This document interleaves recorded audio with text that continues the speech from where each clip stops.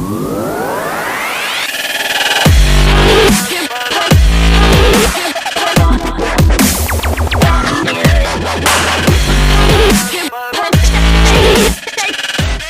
needs a dedicated console?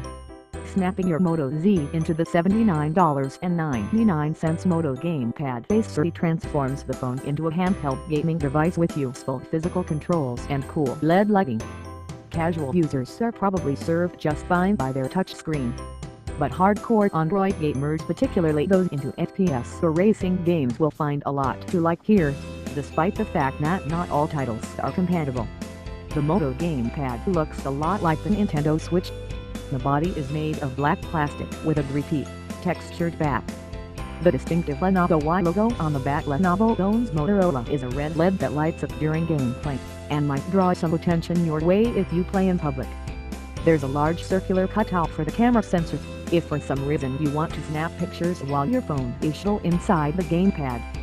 You get a control stick on either side for movement, a D-pad, menu button, and home button on the left, and a standard set of A, B, X, Y buttons on the right, below which you'll find two tiny buttons for start and select.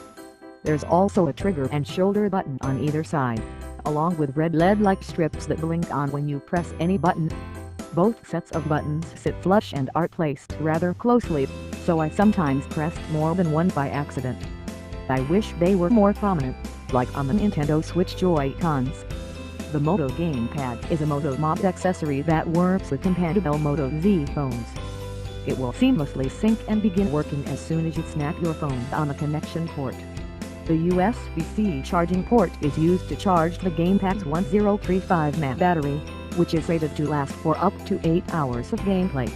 There's also a 3.5mm headphone jack, which is a nice feature if you're using a phone that lacks one like the Moto Z2 4th edition. I would have liked to see built-in speakers for louder, higher quality audio than the rather teeny fare you get from the single speaker on most Moto Z phones. We tested the Moto Gamepad with the Moto Z2 Force. Once the phone is securely docked in the gamepad, it will immediately recognize the accessory and be ready to go. One thing to know is that you're able to navigate your Android home screen using the control stick and even launch apps using the A button.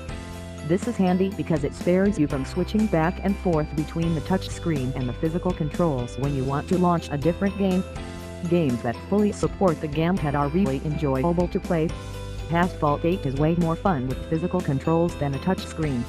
Using the gamepad, I was able to execute tighter turns, hit ramps at just the right angle, and use my nitro boosts with perfect timing. The more responsive controls on GTA San Andreas turn it from a mobile game to play in your downtime, to a true console port you can get low-h in for hours. The same is true for Modern Combat 5, an FPS that's tough to play with the touchscreen alone, but becomes a blast with physical controls.